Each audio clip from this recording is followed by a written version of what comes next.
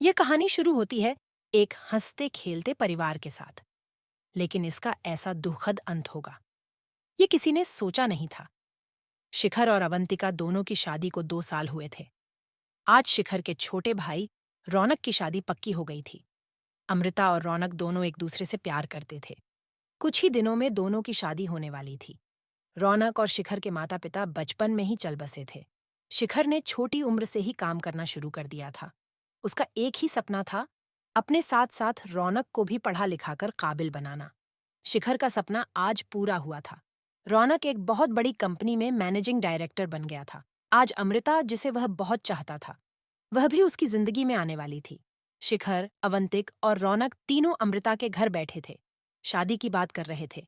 सारी बातें तय हो जाने के बाद तीनों उठकर खड़े हो गए।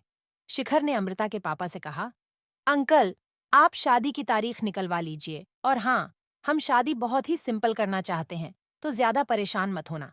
शादी का सारा इंतजाम मैं देख लूंगा। अमृता के पापा जगवीर जी ने कहा, बेटा, तुमसे बात करके तो मेरा मन ही हल्का हो गया। तुम चिंता मत करो, मैं सब कर लूंगा। शिखर ने अवंतिका की ओर इशारा किया। दोनों विदा लेकर चल दिए। बाहर आकर रौनक ने कहा, भैया, आप भाभी को लेकर चलो, मैं थोड़ी देर में आता हूं। यह सुनकर शिखर ने उसे घूरते हुए कहा, तुझे पता है ना रात कितनी हो गई है। सुनसान रास्ता है, जंगल भी पड़ता है। चल हमारे साथ। अवंतिका ने कहा, ऑफो, आप भी ओल्ड फैशन हो। इसे थोड़ा सा टाइम दीजिए। अमृता के साथ बिताने के लिए इन दोनों की जिंदगी का आज बहुत बड़ा दिन है। यह सुनकर शिखर हंसने लगा। रौनक को वहीं छोड़कर दोनों वापस चल दिए। शिखर जल्द से जल्द घर पहुंचना चाहता था। रास्ते का कुछ हिस्सा जंगल से होकर गुजरता था, जहां स्ट्रीट लाइट भी नहीं थी। शिखर बहुत संभल कर गाड़ी चला रहा था। शिखर ने अवंतिका से कहा, जानती हो अवंतिका, मुझे अपनी शादी की जितनी खुशी नहीं हुई थी, उससे ज्यादा आज हो रही है। आज ऐसा लग रहा है जैसे मेरा सपना पूरा हो रहा है। मैंने रौनक को अपने बेटे की तरह पाला है। उसकी शादी से बढ़कर खुशी मेरे लिए कुछ नहीं हो सकती। अवंतिका बोली, हाँ, मैं समझ सकती हूँ। मेरे पापा ने जब मेरी शादी पक्की की थी तो वो भी कितना खुश थी। आज तुम वही खुशी महसूस कर रहे हो। तभी गाड़ी को तेज झटका लगा, जैसे गाड़ी किसी चीज से टकराई हो। शिखर और अवंतिका घबरा गए। शिखर ने फटाफट ब्रेक लगाए। अवंतिका की चीख निकल गई।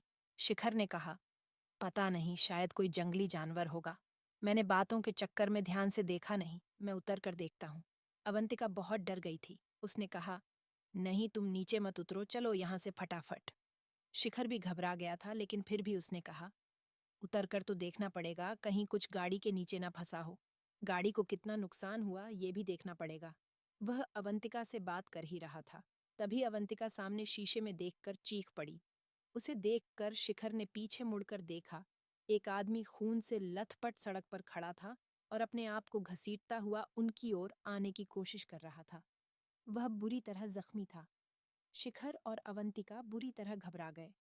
शिखर उतरकर उसके पास जाना चाह रहा था, लेकिन अवंतिका ने चिल्लाते हुए कहा, भागो, यहाँ से तुमने एक आदमी को उड़ा दिया है, पुलिस केस हो जाएगा। घबराहट में शिखर ने गाड़ी भगा दी। फिर उसने सामने शीशे में देखा, वो आदमी गिर पड़ा था और हाथ जोड़कर मदद के लिए पुकार रहा था। शिखर घबराहट में गाड़ी भगाता हुआ बहुत दूर निकल गया। अवंतिका अब भी रो रही थी। शिखर ने कहा, हमें शायद उसकी मदद करनी चाहिए थी। उसे अस्पताल ले जाना चाहिए था, वह मर जाएगा। अवंतिका ने कहा, तुमने देखा नहीं, उसके ऊपर गाड़ी चढ़ गई थी। वो बचेगा नहीं, अस्पताल ले जाते तो तुम फंस जाते। अवंतिका की हाँ में हाँ मिलाकर शिखर ने गाड़ी की स्पीड तेज कर दी। कुछ ही देर में वे दोनों शहर में पहुंच गए। वहां पहुंचकर दोनों ने राहत की सांस ली। अवंतिका ने पानी की बोतल निकालकर पानी पिया और बोतल शिखर की ओर बढ़ा दी। शिखर ने मना कर दिया। कुछ ही देर में घर आ गया। शिखर ने गाड़ी पार्क की ओर उतर कर देखा। गाड़ी पर सामने से डेंट पड़ गया था। एक ओर की फ्रंट लाइट भी टूट गई थी। अवंतिका जल्दी से गाड़ी से उतरी और शिखर को लेकर अंदर आकर सोफे पर बैठ गई। शिखर को बहुत पछतावा हो रहा था।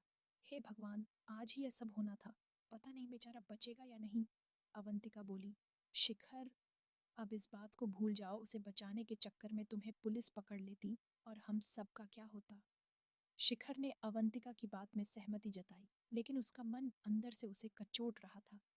बार बार वही दृश्य दिख रहा था। खून में लथपथ आदमी उठकर किसी तरह उनकी ओर आ रहा था। फिर वह गिर पड़ा और जमीन पर पड़े पड़े हाथ जोड़ रहा था। शेष आगे